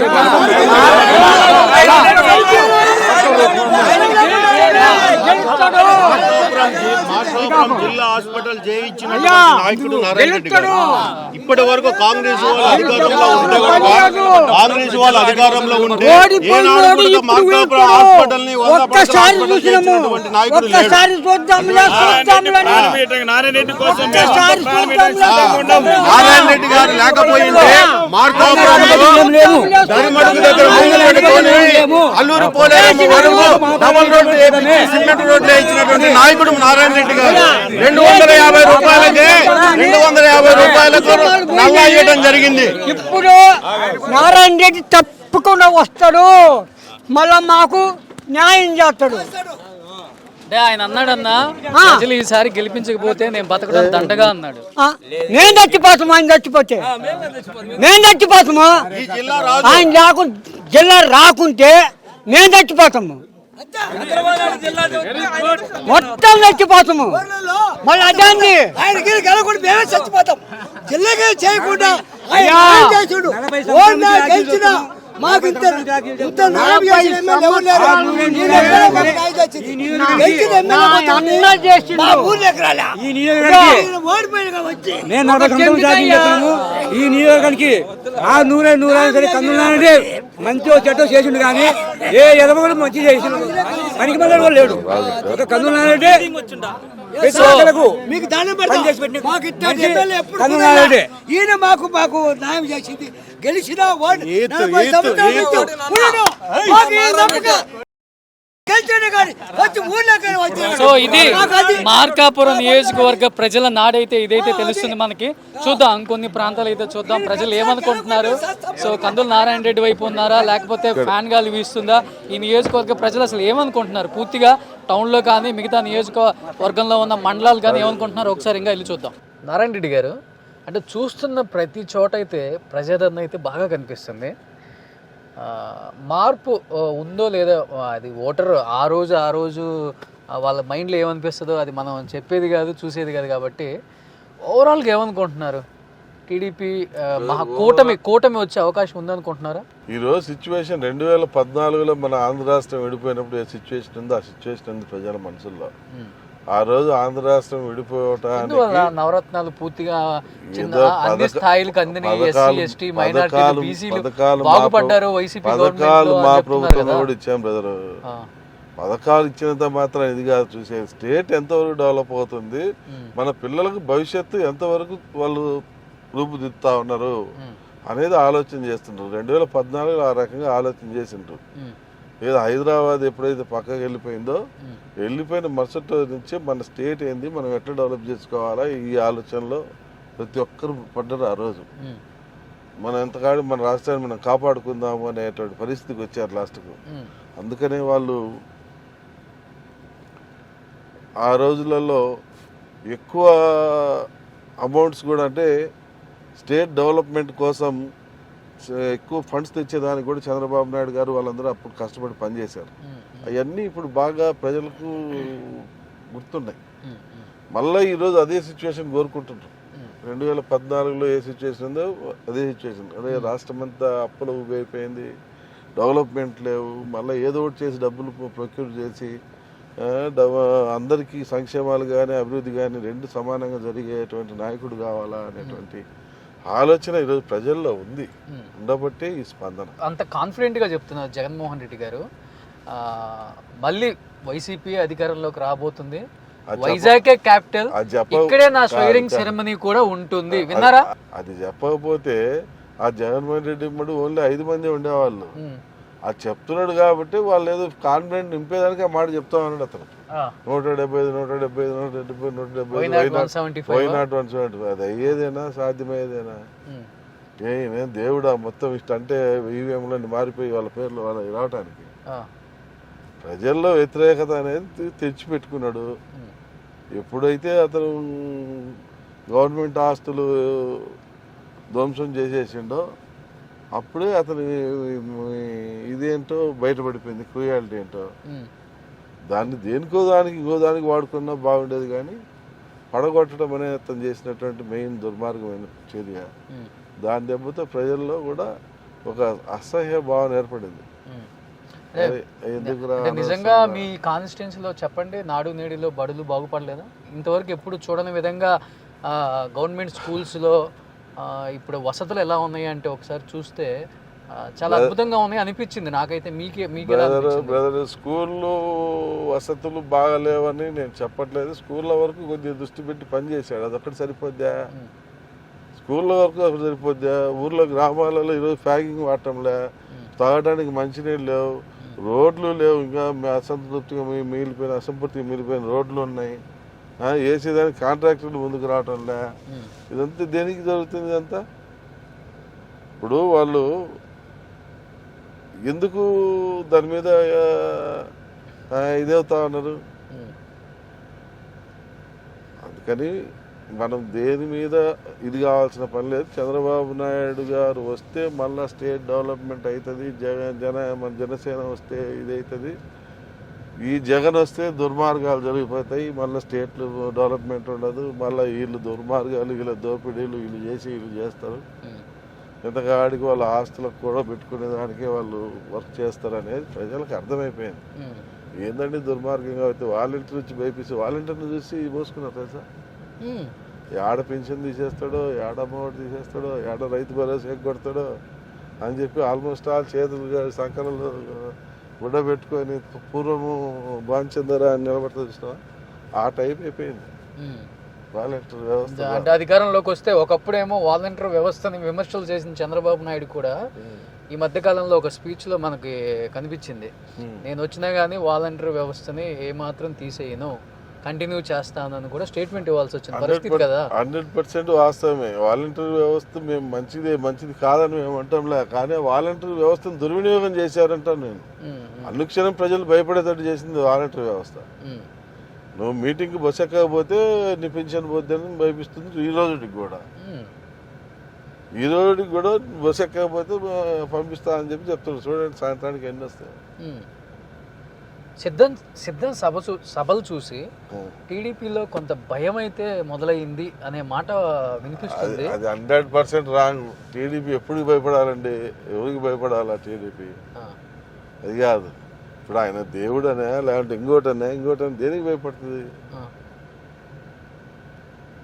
ఇప్పుడు ప్రజలు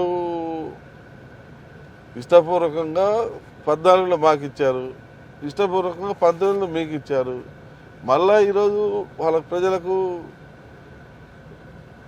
ఉన్నటువంటి ఈ పథకాల మీద అయితేనే కానీ, ఈ గవర్నమెంట్ స్కీమ్స్ మీద కానీ, వీటి మీద ఉన్నటువంటి అవగాహన వల్ల దీనివల్ల లాభం లేదు, ఓన్లీ డెవలప్మెంట్ ఒక్కటి, సంక్షేమాలు ఒక్కటి తీసుకుంటే లాభం లేదు అనేది గ్రహించడం వల్లనే ఈరోజు ఈ వాతావరణం వస్తూ ఉంది. మీరేమో సంక్షేమం మీద పెట్టిన ఫోకస్ డెవలప్మెంట్ మీద పెట్టలేదు అంటున్నారు. మీరు సంక్షేమంతో పాటు ఫ్రీ బేసిస్ కూడా పెడుతున్నారు కదా, ఫ్రీ బస్ అంటున్నారు, ఇప్పుడు మళ్ళీ 3 సిలిండర్లు ఫ్రీ అంటున్నారు. అంటే ఈ వెనుకబడ్డ రాష్ట్రంలో ప్రజలకు కావాల్సింది ఏంటి? ప్రజలు ఇప్పుడు అంటే ఇప్పుడు ప్రజలకు నిత్యావసర వస్తువులు ధరలు పెరిగిపోయినాయి, ఆర్థిక భారం భరాయించలేకపోతా ఉన్నాడు. ఇటువంటి తప్పుడు ప్రభుత్వం ఆదుకోవాలి కదా. ప్రభుత్వం ఆదుకునే దానికి ఎన్నో చెప్పచ్చు, కానీ మేము అన్నీ చెప్పట్లే, కొన్నే కదా, 6 మా స్కీమ్ మేము పెట్టినవన్నీ కూడా మా స్కీమ్లో ఉండేది 6 పథకాలే ఉంటాయి. రేపు మా మేనిఫెస్టోలో కూడా చూడండి, ఈ 6 పథకాలు తప్పితే రెండోది ఉండదు. ఎందుకు ఉండదు అంటే ప్రజలు ఈరోజు అనునిత్యం ఖర్చులతోటి నలిగిపోతున్నారు. వీళ్ళకు ఊరట ఇవ్వాలా, ఒక పక్క సంపద సృష్టించాలా, ఈ 2 జరగాలి.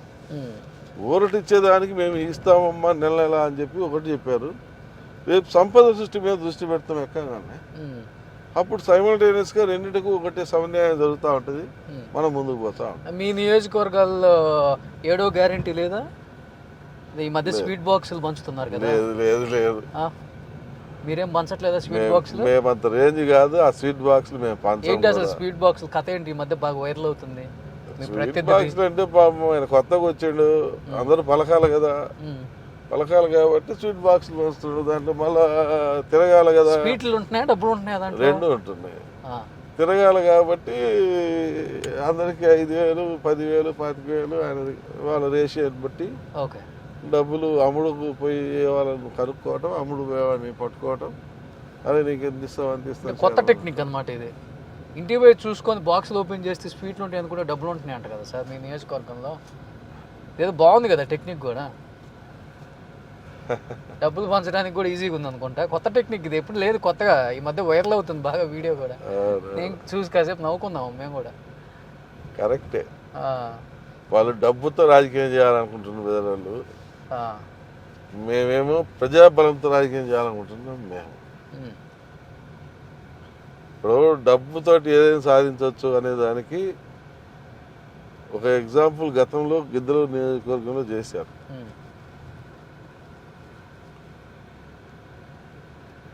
డబ్బే కాదయ్యా, ప్రజాబలంతో ఏదైనా సాధించు అనే దానికి ఇక్కడ చూశారు. ఇప్పుడు నేను డబ్బు ఖర్చు పెట్టలే, నేను గెలిపించారు పోయినసారి, ఈసారి కూడా నేను పెట్టేదానికి సిద్ధంగా లేను, కానీ నన్ను గెలిపించడానికి ప్రజలు సిద్ధంగా ఉన్నారు. ఇప్పుడు 2009లో అక్కడ ప్రజారాజ్యం గెలిచిందంటే ఎట్లా గెలుస్తుంది? అచ్చం కులం ఒక కులం వేస్తే గెలుస్తుందా? అన్ని కులాలు వేయాలి, అందరూ సమానంగా చూసుకోవాలి. కానీ ఆడ ఆ వాతావరణం జరగలే, అందుకనే ఆయన మార్చింది. సో ఇది డే విత్ లీడర్ ప్రోగ్రాంలో మన మార్కాపురం టీడీపీ ఇన్ఛార్జ్ మన కందుల నారాయణ రెడ్డి గారితో చాలా విలేజెస్ తిరిగి వచ్చాం. సో ప్రజలైతే నా వైపే ఉన్నారు, ఈసారి గెలుపు నాదే, తథ్యం టీడీపీ అధికారంలోకి రావటం ఈసారి పూర్తి స్థాయిలో మేమే వస్తామని చెప్తున్నారు. అట్ ది సేమ్ టైం మేము కానీ గెలిస్తే మార్కాపురం జిల్లా కానీ అండ్ వెలుగొండ ప్రాజెక్ట్ కానీ ఇవన్నీ పూర్తి చేస్తామని చెప్తున్నారు. So anyhow wish you good luck sir and thank you. And మీ కాలు బాగా లేకపోయినా కానీ ప్రజల మధ్య మీరు తిరిగిన తీరు చూస్తే నాకు నిజంగా చాలా హ్యాపీగా ఫీల్ అయ్యాను. అండ్ రెస్ట్ తీసుకుందామని లేకుండా పొద్దుటి నుంచి సాయంత్రం దాకా ఇదే జోరుతో పిలిచిన ప్రతి దగ్గరికి ప్రతి విలేజ్లో అందరితో మమేకమై ప్రజలందరినీ మీ మదిలో పెట్టుకున్నారు. ఎలా ఎందుకు అనుకున్నాము ఇవాళ చూసిన తర్వాత అర్థమైపోయింది. Wish you good luck. Thank you so much.